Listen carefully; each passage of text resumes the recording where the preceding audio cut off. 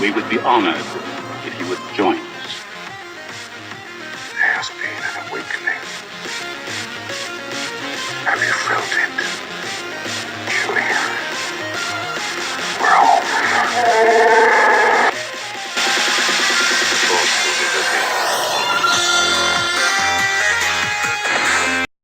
Hello everyone and welcome back to the Force Talk podcast.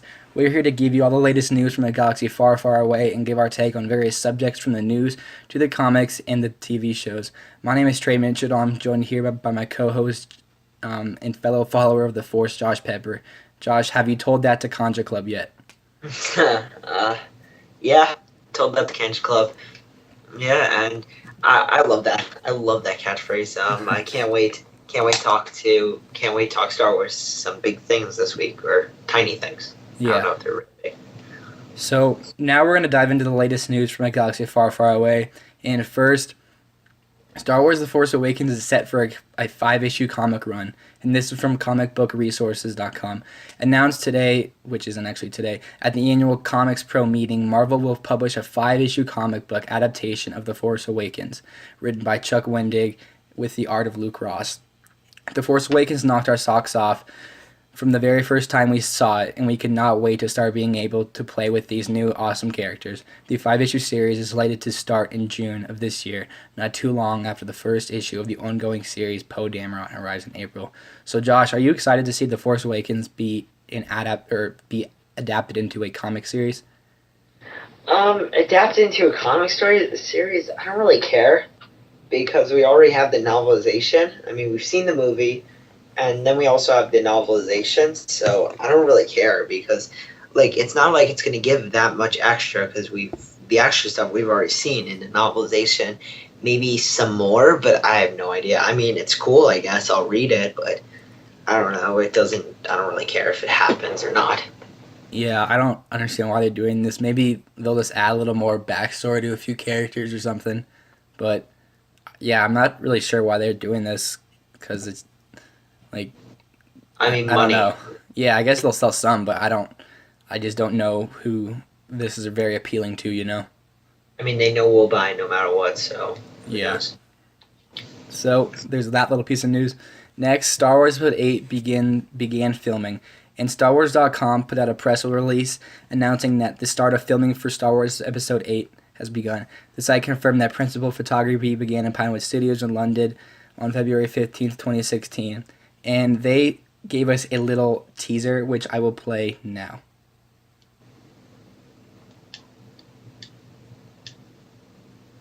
Hold on.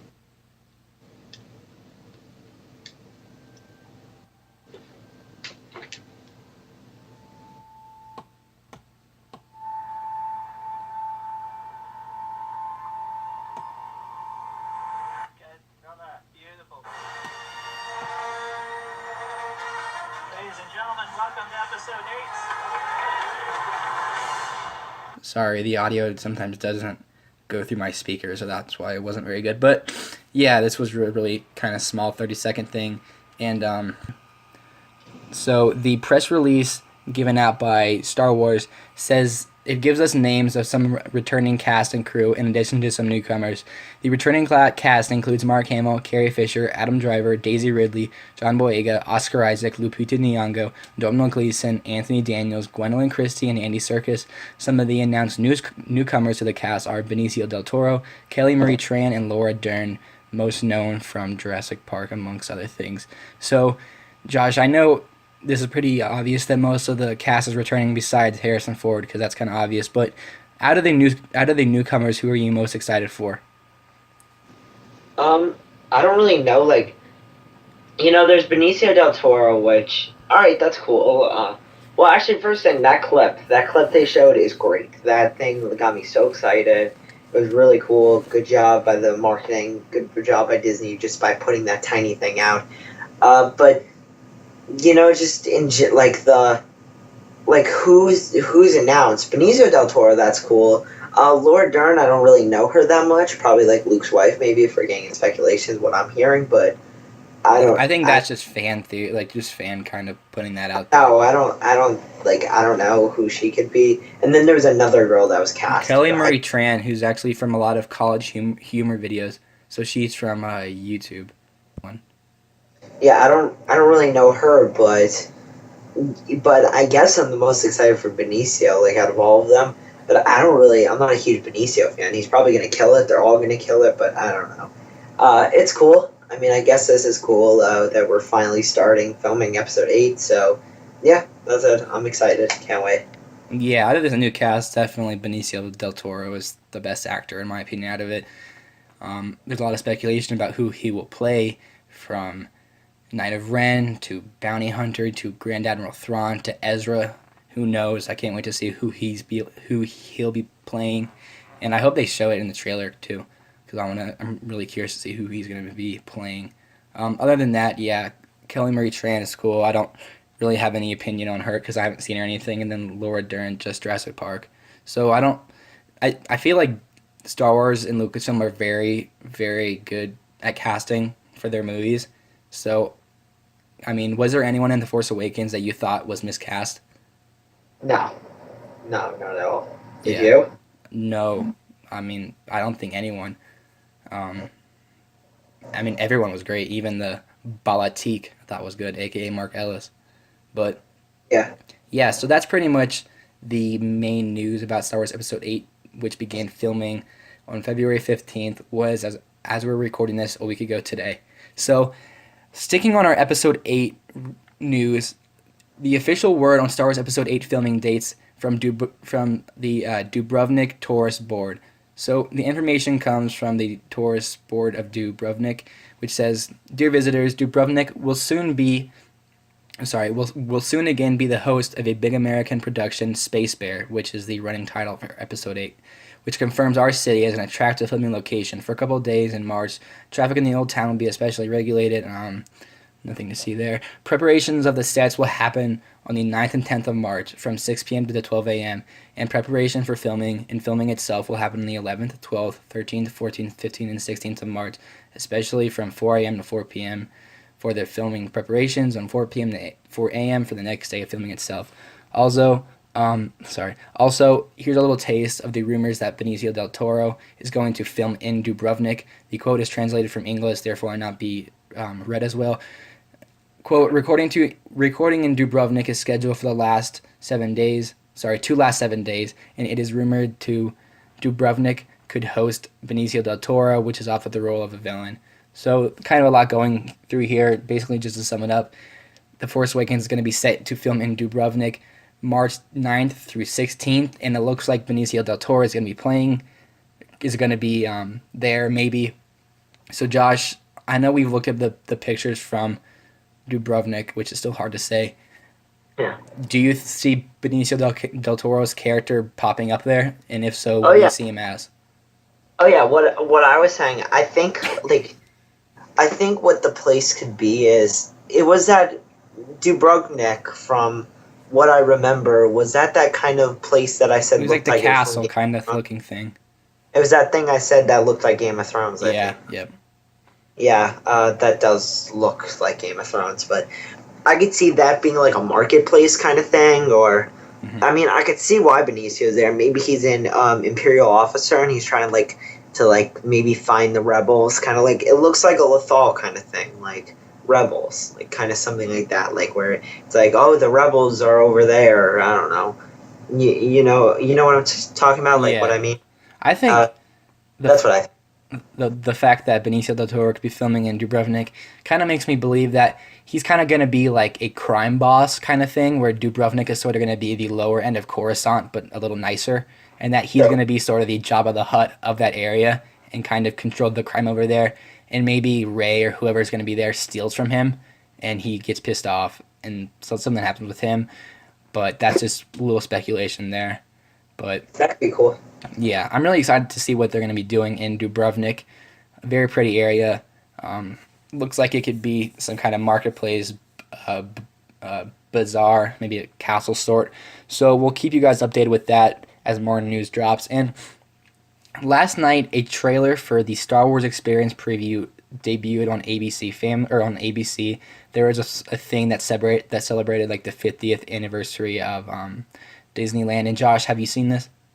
I watched I saw the Star Wars stuff on YouTube, but I thought this whole thing would like preview. Wasn't it like Disneyland 60 or something? Like I thought Something like that, yeah.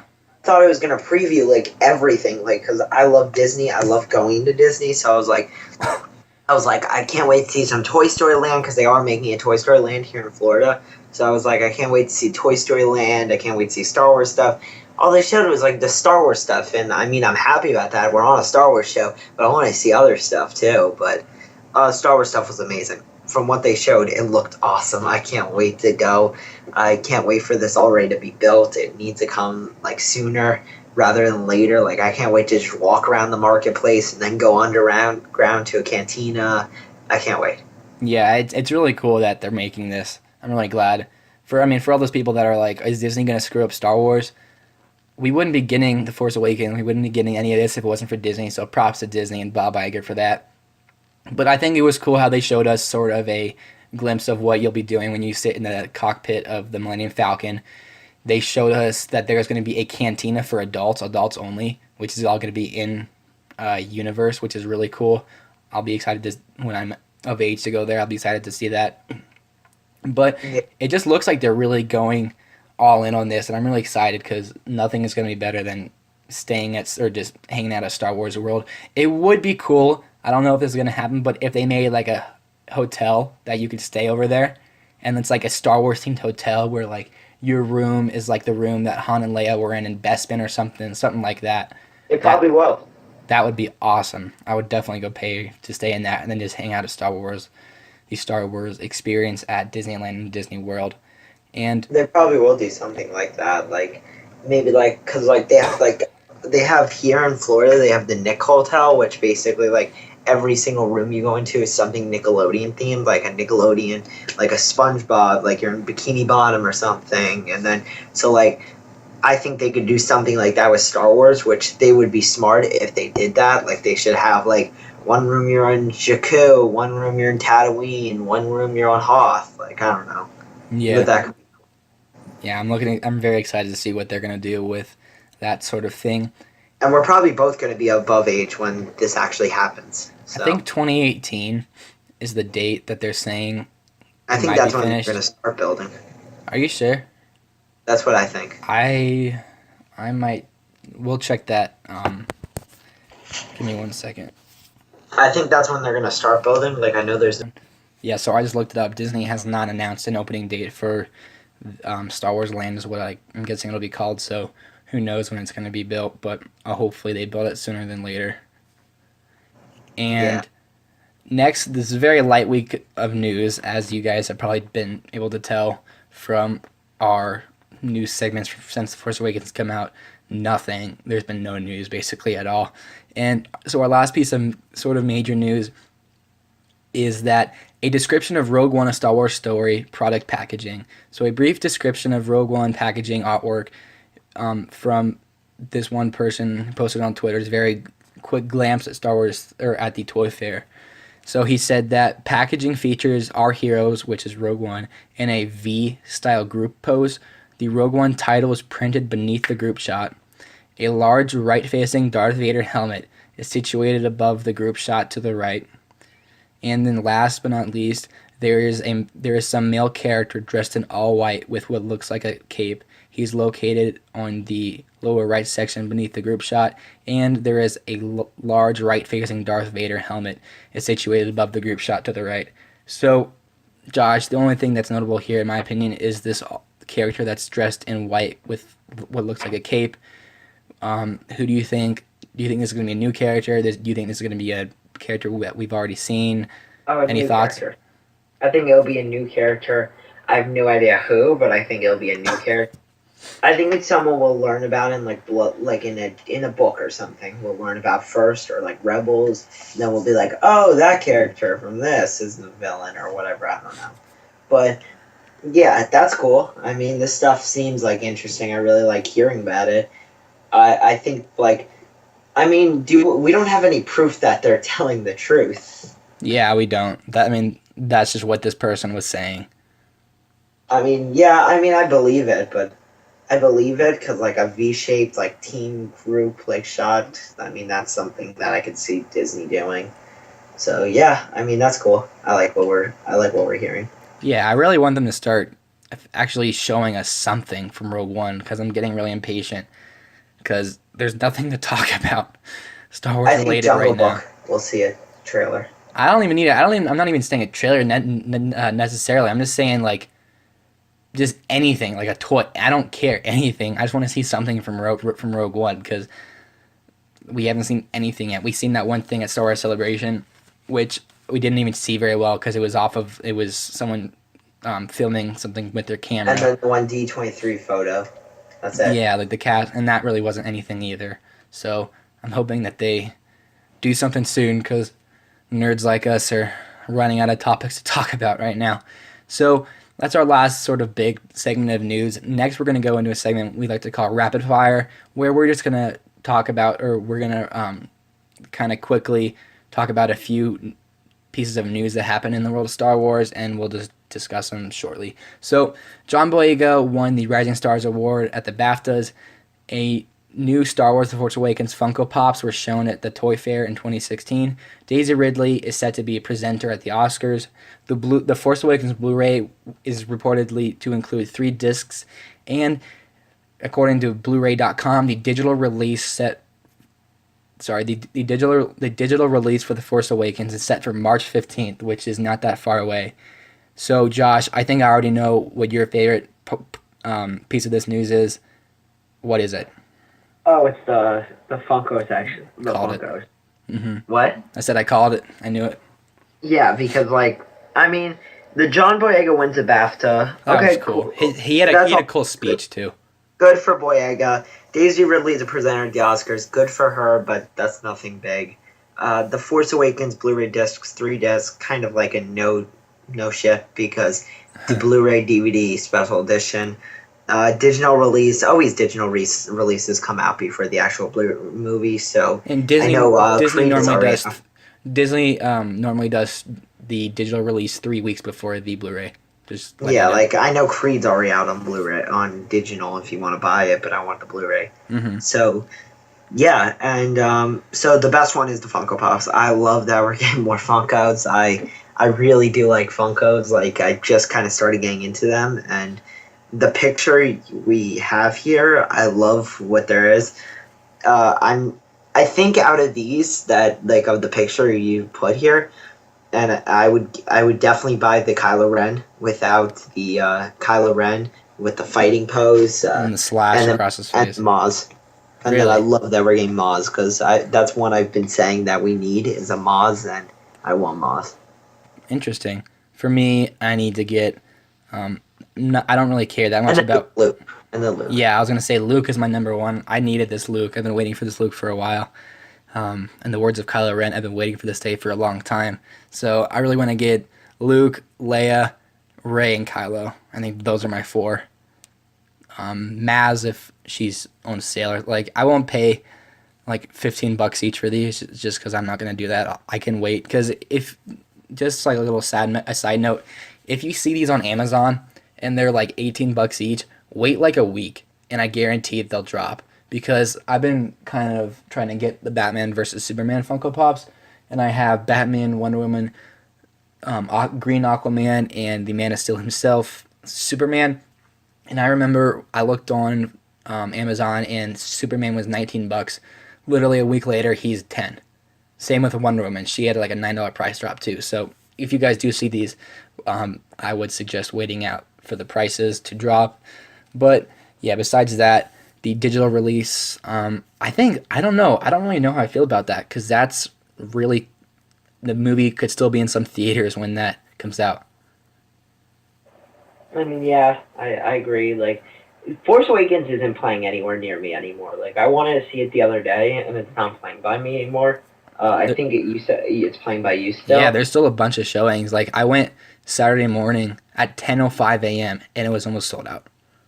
For me, there's barely any showings left. Like, there's like one showing, like a 10 p.m. showing, which is, I will not go to 10 p.m. Yeah. I just think that's like too late. But Yeah. So, I mean, I love the Funkos. I just really want I really want another one. I just really want more, Do you? Star Wars ones. But I got my BVS. Like the ones I had is Aquaman and Batman from BVS, and those I got for buy one get the other one for half off. So I only paid like 20 for both of them. Yeah, me too. I paid little for them. But yeah, it's definitely cool that we're getting Funko Pops. I don't know what you guys think about Funko Pops, our listeners, but let us know down below in the comment section if you plan on getting any of these, and if you do, which one. And there is also no word on the release date for these Funko Pops, but I would expect them sometime in March, personally. So this is going to be a very short week of Force Talk, and because basically all we have left is our review of Star Wars Rebels Season 2, Episode 15, Homecoming. So we're only at 20 minutes right now, so this is going to be very short. But hopefully we'll get more news next week. But so Josh, what were your let's just stay on target. What were your positives for this episode? Positives. And all spoilers ahead, by the way. All right, positives. I have no idea. I can't think of any. Yeah. I think one of the only positives for me is when Kanan was introducing the crew of the Ghost, and he was like, this is Zeb, Hera, or this is Zeb, Sabine, and Ezra, and he pointed to all the wrong people when he said, like, he would say, okay, this is Ezra, and point to Zeb, or this is Sabine, and point to Ezra. I thought that was funny. Oh, I didn't notice that. Yeah, if you should probably just like rewatch that one part. I laughed. I like how Kanan and Cham interacted. I thought that was cool. Yeah, it was cool. It was cool to hear the stories from the kind of the Clone Wars, but But we've seen it. yeah, we have. And man, I'm sorry guys, we don't have a lot to talk about, but leaning into my negatives, Cham was a dick. Yeah. And I hated him in this episode. Oh, me too. He wasn't Cham Syndulla. Like, why the hell did he turn on his daughter so quickly? Like, he in Lords of the Sith, which is a brilliant novel, I don't remember his wife or whatever his name, the person that the female that he was with, but he would almost die for her. Like, he respected loyalty, yet he has no relationship with his daughter. What is that? So yeah, I don't know. It was an awful episode. yeah, I mean, I didn't hate it, but I remember people were like, oh my god, it's Cham, and I'm like, but that's not Cham, really. That's like Rebels Cham. Lords of the Sith Cham was dope, but I thought it was also kind of cool seeing whatever that little girl's name was from that Ryloth episode of the Clone Wars grown up. Oh, that was her? Yeah. Oh, that's cool. I never even noticed that. Yeah, that was her. I can't remember her name. It was that is her. Uva or something, I think. Yeah. Oh, I can't believe I never noticed that. Man, okay. you were missing out a few things in this episode, Josh. I never even noticed that. That's awesome. I love that. I love little things like that. Yeah. Yeah, so that girl was, I'm pretty sure that girl was the episode from the Ryloth movement or whatever it was called. And they kind of fell into that same category of not really advancing the story. Very small side missions, I think, is kind of what's happening, and that's very annoying and kind of frustrating. But yeah, what would you give this out of 10, Josh? 0. Okay, well, I'll give it a 3. I didn't hate this episode, but I just thought, I mean, like that part towards the end where Hera's giving that speech, and then suddenly Cham's loyal supporters who would die for him just switch sides. Like, I just feel like that was the character of Cham Syndulla, like the look of him, but that wasn't Cham. Like, that was a different kind of person that we've seen in the books or the TV shows. I just didn't like it. I just didn't like how they handled Cham, and I'm really getting tired of these episodes that are just, I know they're not filler episodes, filler isn't the right word, because they always do something, but I feel like they're just... Well, they are filler. Filler is the right word. No, because even last year, like, the episodes that we thought were filler had some effect on the main story. Like what? Like the episode when they took the TIE Fighter and they painted it and they used it for the end. Like, it wasn't, that episode was stupid, but it wasn't useless because we had that TIE Fighter. Yeah, but filler is something that doesn't move along the story, and that episode, even though they had the TIE fighter, they could have always said, "Oh yeah, we got it. We've had it." Well, Like, even last year with the episode that I didn't like with Hera and Sabine stuck on I that, hate that episode. it did help improve the relationship between Sabine and Hera. It made Sabine trust Hera more. So I think maybe we shouldn't judge these completely harshly right now. Maybe judge them after we've seen the whole season. That might be a little better, just because Yeah, it's I'm one piece of the puzzle. Huh? I'm judging them now, and they're awful. Yeah, so this season definitely has been sort of a letdown because I will keep saying this over and over again. Siege of Lothal was my favorite Star Wars Rebels episode I've ever seen. That was brilliant with Darth Vader and Kanan. Oh my gosh, that was good. But where's Vader been? Where has Tarkin been? Tarkin's been a no-show. I thought they could have utilized him a lot. Even Leia was pointless. I didn't even want Leia in this. So Yeah. that's our native-ish review of Star Wars Rebels. And this is so now, like I said, we're going to do something kind of unconventional because there's literally no news this week. So I saw this tweet by a guy named Josh Needle, I think that's his name, and he had made a list of his favorite things in Star Wars canon listed from like 1 to 25.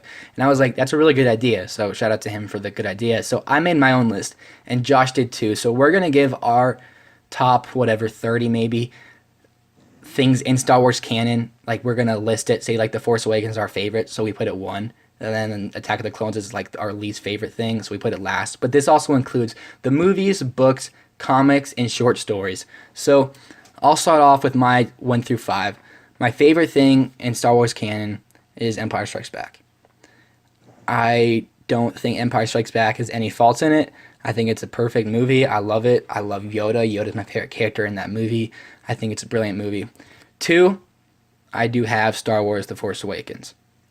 And what I feel about Star Wars The Force Awakens is I realize it's not going to be everyone's favorite Star Wars film, and that's fine. But for me, every time I watch that movie, I have a smile on my face the whole time. Every time. The introduction of Han Solo is just everything about that movie. Han dying hurts, man. But, I mean, the shot, I even get chills thinking about this, but when Kylo is trying to reach for the lightsaber in the snow and Rey gets it, I mean, come on, man.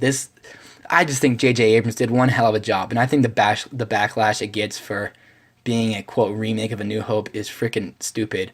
No one's criticizing Creed for being a, quote, remake of Rocky when it isn't. It's just taking a lot of the same themes, but you need that because it's a genre film. So I love The Force Awakens. I don't care what anyone thinks. I love The Force Awakens.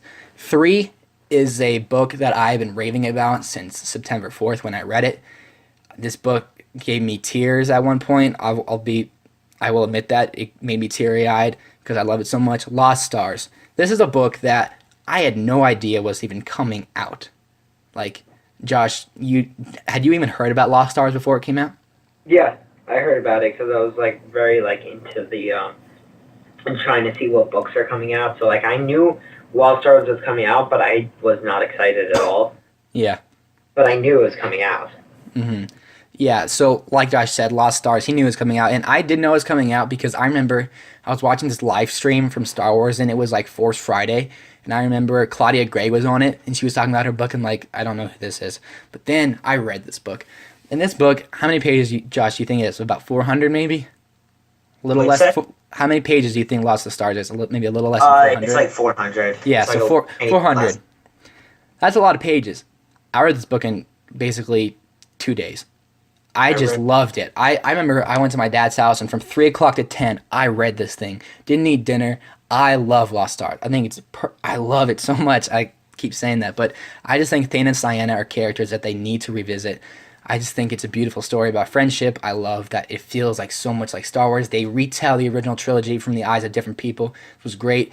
It was the best thing I've seen from the Battle of Jakku. Yeah, Star Wars Battlefront, you can go screw yourself because that was stupid. But that's my number 3. 4 is Star Wars A New Hope. Just classic Star Wars. So many great things on it. My favorite scene in Star Wars history, tied with another one, is the binary sunset. I love it. I love that shot. It's just so thematically perfect for Luke. It's thematically perfect for a lot of people who were in his position, or even teenagers like me who I feel like some sometimes I feel like, you're stuck at your home and you want to just go out and visit the galaxy, and that was a perfect scene. So I love Star Wars, set it up, everything. I think that if George Lucas knew that he was going to make a trilogy, it would have been a different film, but that isn't necessarily a bad thing. And my number 5 is, don't yell at me, I know that these aren't canon, but the Darth Bane trilogy. I know I cheated for this list, but I can't leave out Darth Bane trilogy, man. Darth Bane trilogy is some of my favorite books I've ever. Darth Bane is canon enough too. Yeah, Darth Bane, the character is canon, but the stories aren't. Which I think they could make a canon and wouldn't hurt anything. But man, I mean, these books. I think the first one was the best. Darth Bane, he's so great of a character. He's so powerful that he kills. The spoilers, or actually, I don't want to give that much spoilers for the book. But basically, he recreates the Sith in a way that was never before. He creates this order of two. There shall be an apprentice to crave the power. There shall be one to empower, and then there shall be the master to empower. Something like that. But man, were these great books. Just Darth Bane is one of my favorite Star Wars characters, and if you guys have a chance to read these, I know they're not canon, but do yourself a favor and read these. Drew Karpyshyn's a great writer. I hope he's going to write some more stuff that's canon, but that is my top 5, and we're going to go in-depth for all these. But now, Josh, I'll let you say your top 5 Star Wars canon list. Just right off the bat, we're probably forgetting a few things. Definitely, yeah. We don't know everything, and I forgot to put Aftermath in here, which would be under Attack of the Clones. Just kidding, but yeah, I mean, we might forget a few things. So we haven't read everything.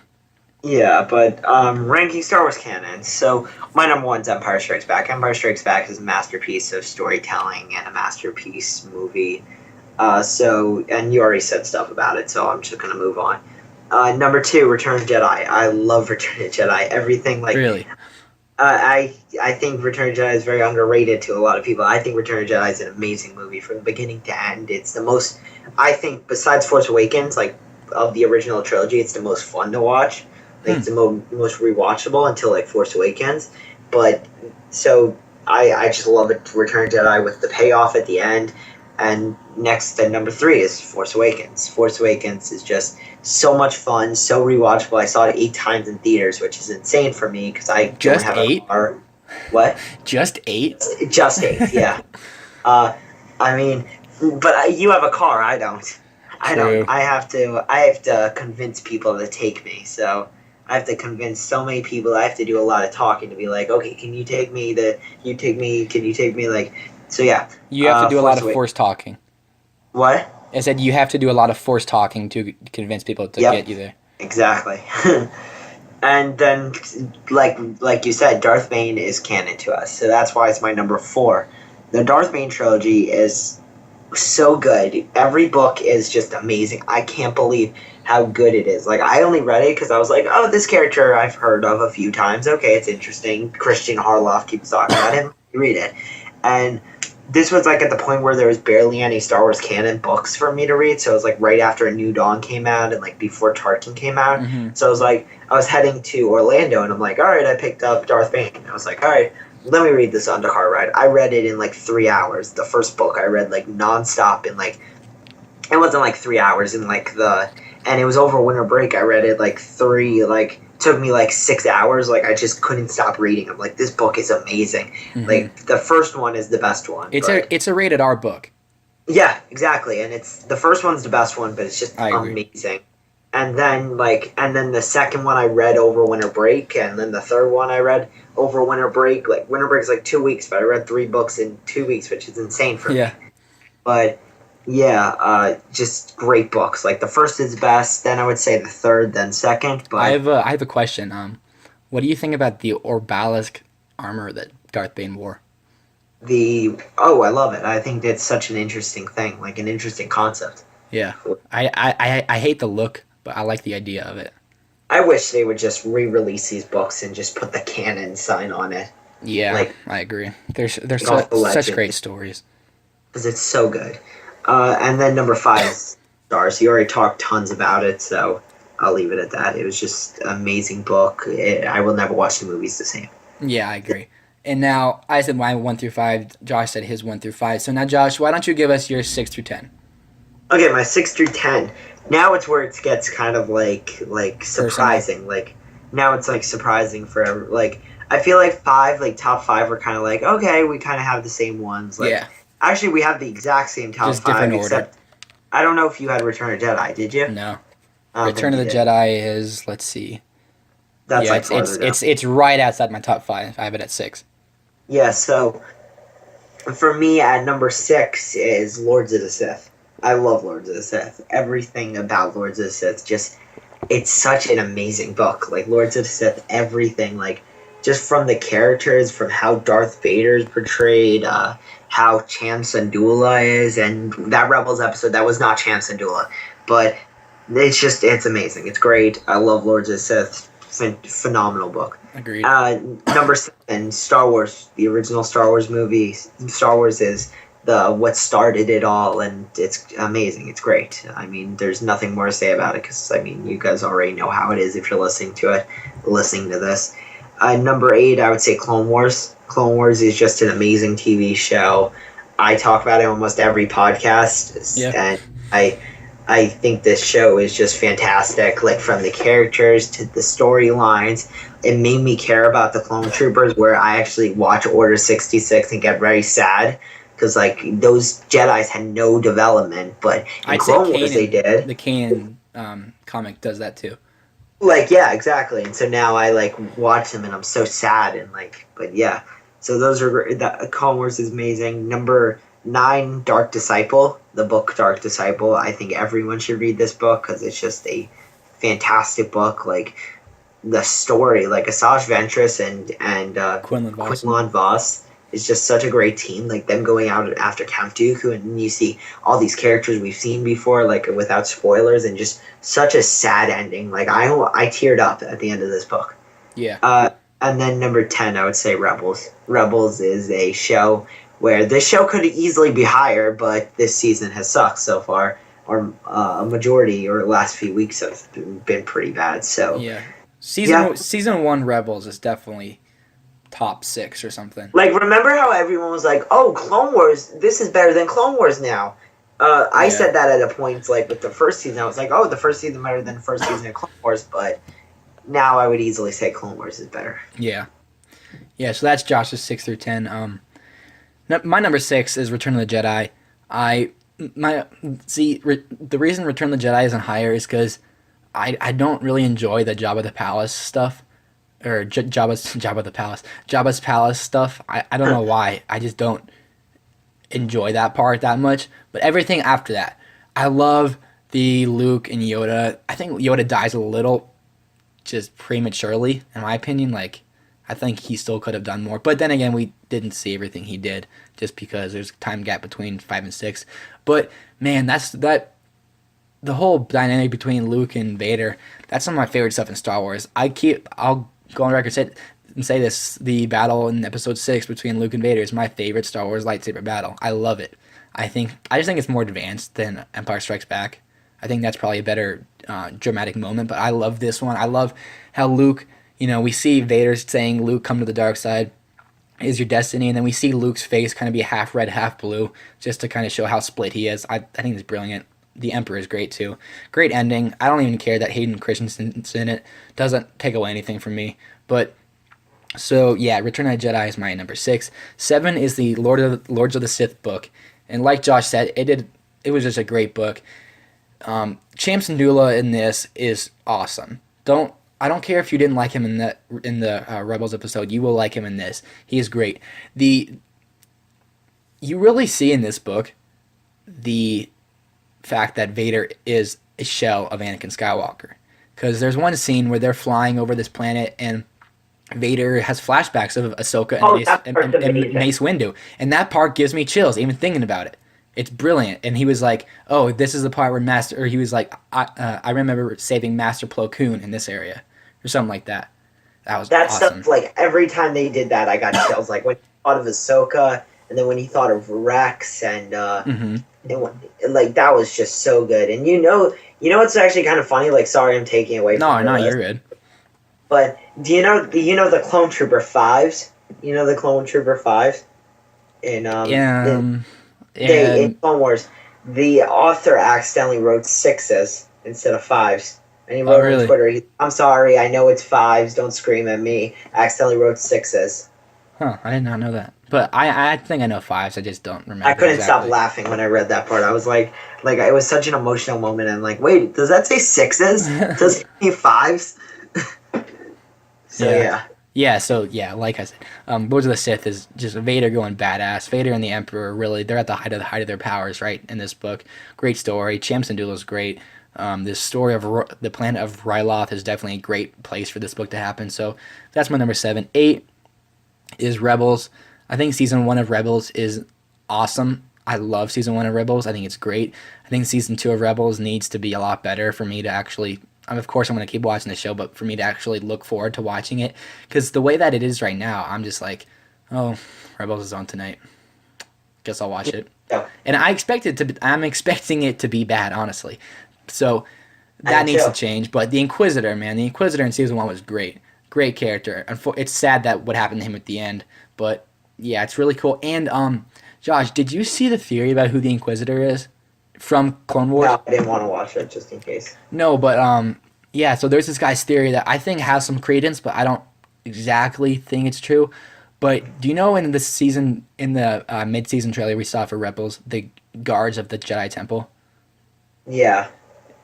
A lot of people are speculating that one of those in the Clone Wars was the Inquisitor. Because if you see the double-bladed lightsaber, and in the expanded universe, a lot of those guardians of the temple actually left and became Inquisitors. I think I read that somewhere, but so yeah, that's someone's theory. But yeah, Rebels is great. Ezra's cool. I think Ezra's lightsaber is dope. But number 9 is the Star Wars: The Force Awakens novelization. I love this book. I read it twice. I think it's great. Only bad thing about it is there's a few contradictions from the movie in which it's kind of confusing to the reader, but the movie is more canon than the book. So, like John Campea says, multiple layers of canon. But yeah, I think it's a great novel. It adds a few things, like in Rey's Force vision, there's a boy at the end of the hallway in the very first scene from Empire Strikes Back, and people are speculating who that is. I think it's young Kylo Ren. It gives credence. It explains to you why R2-D2 woke up, and I have a video about that, so check that out. And it just adds a little more. It starts out with Princess Leia, or General Leia, and she's kind of sad that she realizes that she needs to find Luke. And yes, and then my number 10 is the Star Wars comic. I really do like this. I think the first 10 issues were alright, but my favorite stuff in the Star Wars comics is those Obi-Wan Kenobi Journal of the Wills thing. I think that's great. I love those. Yeah, those are great. It's just I don't have what was I gonna? Oh yeah, I don't have the Force Awakens novelization. I didn't write that down. I just put it in with the Force Awakens. Yeah. I don't put it with its own thing. Like that's great, but I don't Yeah. know. It's the same movie. So, yeah. Do you want me to keep going with my list? Give me one sec, but I didn't put these in there because I don't necessarily call them novels or anything, but the art of The Force Awakens is some of my favorite stuff, and the visual dictionary I love. So that Dictionary, but you didn't get it? no, I got it. I didn't like it. Oh, I thought it was great. I thought it gave us a lot of good stuff, like for Lor Santeca, for instance, for Kylo Ren's lightsaber. But that is my 6 through 10. Now, Josh, what is your 11 through 15? All right, so my 11 through 15. All right, so my 11 is the Kanan comic. I love the Kanan comic. I think it's great.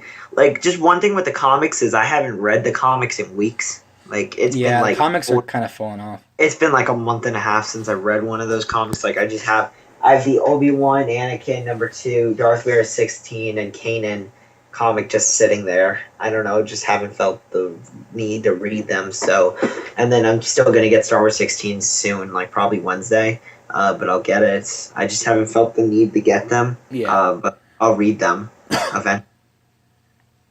When there's like 3 of each series, I'll probably read them again.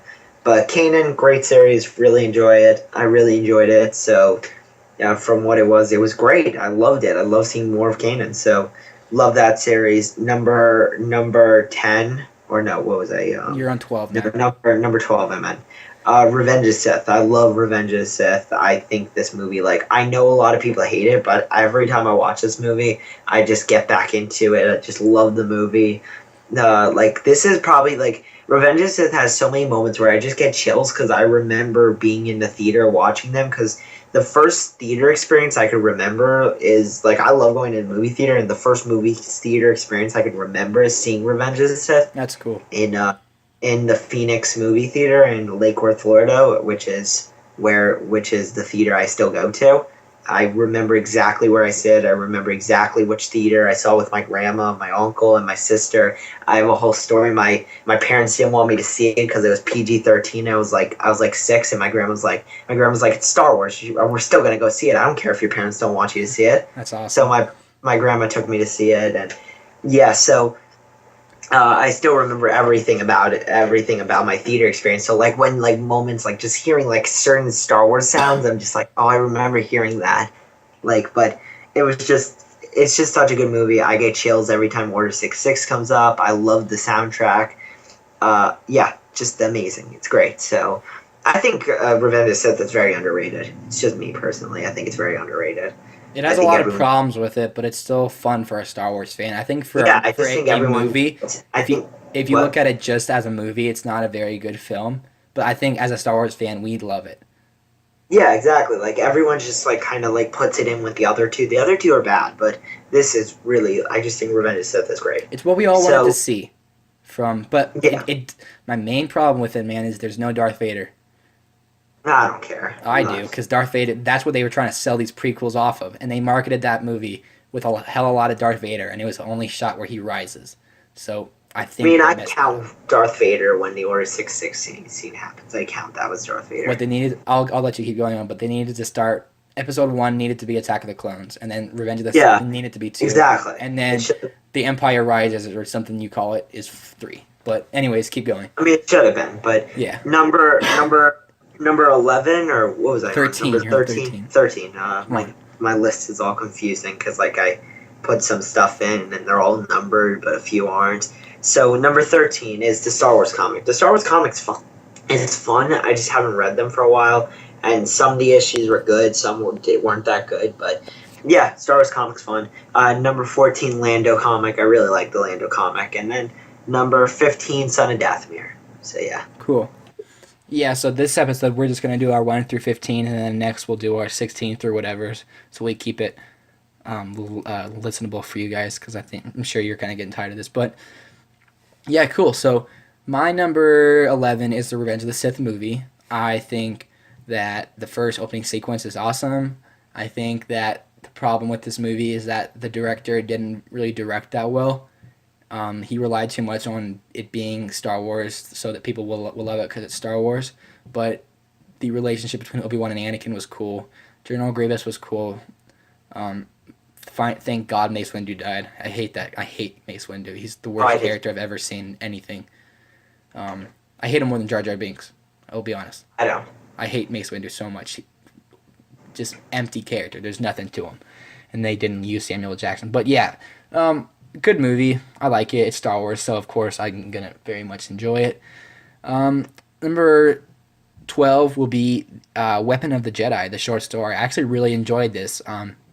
So between episodes 4 and 5, Luke kind of gets a calling to this Jedi temple on this planet, and it's really cool. A lot of people think that the planet is Act 2, which is the place that Luke was in at the very end of the movie for The Force Awakens, but I don't think that's true. But yeah, really cool story. They introduce a character named Do you remember his name, Josh? No. Sarko Plank. That's his name. Yes. They introduced Sarko Plank. Sarko Plank was really cool. So that is my number 12. My number 13 is a Lando comic. I'll be honest, this comic really surprised me. I thought it was a really, really cool story, and I think some of the hardest I've ever laughed watching a video was in Jedi Council when they talked about the oh yeah, like space cats or whatever. And he was like, meow, meow, meow, meow, meow, meow, space cats. Oh my God, Mark Ellis, that was so funny. But yeah, though, it was like Black Panther wielding a double-bladed lightsaber. Like, what in the hell? But Lando was really cool. It was very sad seeing kind of what happened to Lobot. You know? I know that was. That was very sad. It was hard for me to read. But I think it was cool that Lando's one of my favorite Star Wars characters. Great character. I don't want him in this new trilogy, though. I don't think he would fit. Should still be there. I think he could be like in a bar somewhere, but I just think Billy D. Williams, I just think he's done kind of right now. But He who should knows? still be there. In, like, some With the kind great director, you can make me a serviceable actor. But yeah, so that is my number 13. Really cool story. I like how they introduced the dark side kind of memorabilia on the Emperor's ship. My number 14 is the Anakin and Obi-Wan comic. We have not seen a lot from this, and I don't know if I would keep this there if I read the whole story. But issue 1 was my favorite first issue of all the Star Wars comics, just because I loved them. I thought the relationship between Anakin and Obi-Wan was great in this issue, and it shows some of the backstory. Issue 2 I had problems with because they didn't really do any of those flashbacks really, and if they did, I don't even remember them, which tells you, was it? And so yeah, I'm really looking forward to. I think this is like a 5-issue run, so I'm looking forward to this. And then number 15, we'll end the show here. Is the Clone Wars TV show. I think the Clone Wars show has a lot of great stuff in it. I'm not the biggest fan of it. I'm not the biggest fan of that art, of that animation style. I have problems with a lot of animation, I just realized. But yeah, Anakin was great. Anakin and Ahsoka were really cool. I really liked Plo Koon as a kid growing up. I think he's awesome in this show. Obi-Wan's cool. I like all the stuff with the clones, how they kind of, I don't remember who that one clone was that kind of went rogue and killed those 2 Jedi, but it showed that the clones kind of knew that there was something implanted in their brain to kill Jedi. Soldiers follow orders. Huh? Good soldiers follow orders. Yeah. So that was cool. I think the last few episodes were my favorite, with Yoda kind of talking with Oh yeah, I think so. I think my favorite was mine were the Domino Squad, but I still think those Yoda episodes are great, and then the Order 66 stuff was great too. Yeah. Just all that's the last season, the 6, except for the Mace Windu Jar Jar episodes. Those were great. That was a great season. Yeah, it was cool. I mean, and I don't know if you guys know this, but Darth Bane, the books we were just raving about, Mark Hamill actually played the voice of Darth Bane in one of those episodes. So that's really cool, which makes Darth Bane canon. And yeah, so I really love the stuff of the last season. I like the stuff where they go to like that Force planet sort of, and they meet the last son or whatever his name is. I think that was cool. Oh yeah, son, daughter, and father. Yeah. So that is our 1 through 15. I don't want to go all the way through because that would just be kind of going on. But I think that'll do it. We're at 52 minutes, which is a lot longer than I thought we'd go today. But yeah, so that'll do it for this show. Sorry for the delay. I was sick for like a week. And then I thought that putting the show out on a Monday would be better for you guys, because I know on a Saturday you don't really want to listen. And that's kind of the only day we can do it. So I thought about doing it on Monday. If you don't like it and would prefer another day, let us know and we'll try to accommodate you guys. But that'll pretty much do it. So Josh, where can people find you on the HoloNet? You guys can find me on Twitter at Joshua7520 and on YouTube, just Grandmop Josh. Mm-hmm. And you can follow me on Twitter at The Trainator, and you are listening to my channel now, so subscribe to that. And we also do a show called Hero Talk. That comes out every Wednesday. People keep commenting #Team Chris in it, so that's all right. Do they really? Yeah, every video. This one guy does. But yeah, keep an eye out for that. And I think, fan. Huh? Yes, he likes Chris. I think Chris is just paying someone to do it. But yeah, I think that'll end the show. May the Force be with you always.